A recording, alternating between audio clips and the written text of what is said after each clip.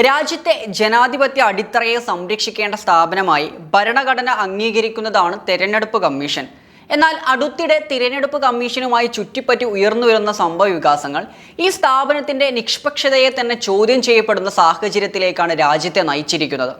മുഖ്യ തിരഞ്ഞെടുപ്പ് ഓഫീസറുടെ കത്തിൽ BJPയുടെ ഔദ്യോഗിക സീൽ പതിഞ്ഞതു മുതൽ ബംഗാളിലെ ഏകപക്ഷീയമായ ഉദ്യോഗസ്ഥന്റെ സ്ഥലം മാറ്റം വരെ നീളുന്ന ആരോപണങ്ങൾ കമ്മീഷന്റെ വിശ്വസ്തതയെ തന്നെ ചോദ്യം ചെയ്യപ്പെടുന്നു. ഇന്ത്യൻ ജനാധിപത്യത്തിന്റെ കരുത്ത് അതിന്റെ തെരഞ്ഞെടുപ്പ് പ്രക്രിയയുടെ സുതാര്യതയിലാണ്. എന്നാൽ സമീപകാല സംഭവ വികാസങ്ങൾ ഈ വിശ്വാസത്തിന് വലിയ രീതിയിലുള്ള വിള്ളലേൽപ്പിച്ചിരിക്കുന്നു.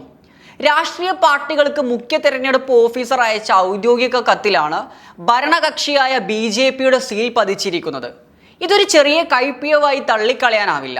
ഒരു ഭരണഘടനാ സ്ഥാപനത്തിന്റെ ഔദ്യോഗിക രേഖകളിൽ എങ്ങനെയാണ് ഒരു രാഷ്ട്രീയ പാർട്ടിയുടെ മുദ്ര വന്ന് പതിക്കുന്നത്?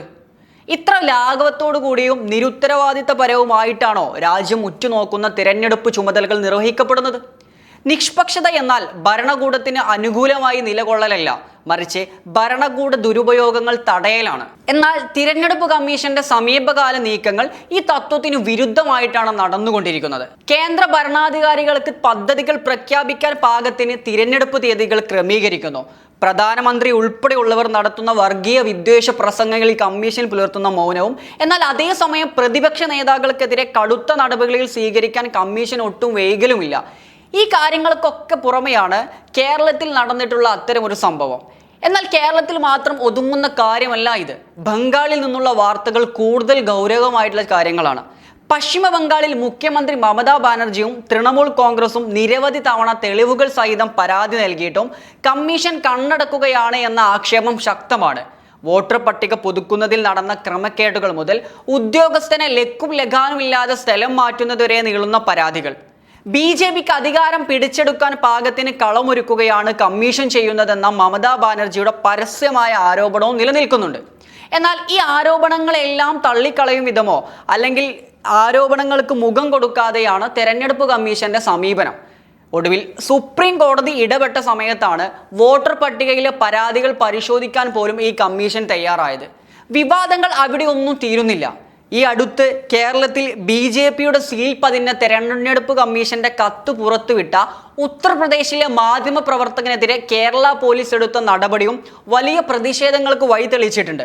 മാധ്യമ പ്രവർത്തകന്റെ ഉദ്ദേശശുദ്ധിയെ ചോദ്യം ചെയ്തുകൊണ്ട് ശരവേഗത്തിൽ നീങ്ങിയ കേരള പോലീസ് കേരളത്തിൽ നടക്കുന്ന വിദ്വേഷ പ്രചാരകൾക്കെതിരെ നൽകിയ പരാതികളിൽ പുലർത്തുന്ന മെല്ലെപ്പോക്ക് സംശയാസ്പദം കൂടെയാണ്. കേരളത്തിൽ BJPയുടെ സീൽ പതിഞ്ഞ വിഷയത്തിലും മമതാ ബാനർജി ശക്തമായ രീതിയിൽ പരിഹസിക്കുന്നുണ്ട്. ഇന്ത്യയെ പോലൊരു വലിയ ജനാധിപത്യ രാജ്യത്ത് തെരഞ്ഞെടുപ്പ് നടത്തുക എന്നത് വലിയ വെല്ലുവിളിയാണ്.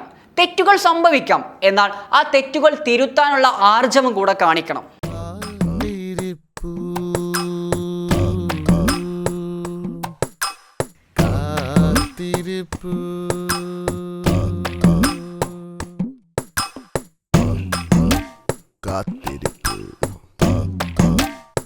എല്ലാം ശരിയാകുമെന്ന് പറഞ്ഞിട്ട് 10 വർഷം.